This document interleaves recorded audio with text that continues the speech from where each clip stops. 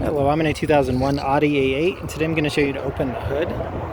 So from the driver's side, you just go right down here and you should see a lever. This black lever you have to pull. It has some tension. If there's no tension at all, you might need to go up inside the dash to make sure all the cables are tight and connected. But I've released the safety. So now we'll go to the front.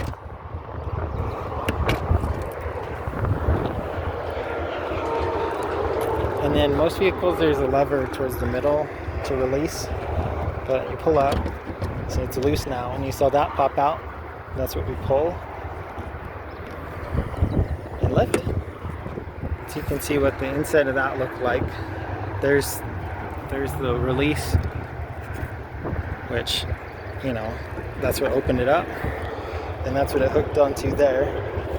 If you're having issues at this point, you might need to put some WD-40 on here, clean out any debris that might be stuck.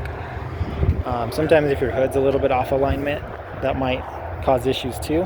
And then worst case, parts are fairly affordable if you have to replace something like that or the cables. But other than that, this was helpful, and I hope you have a wonderful day.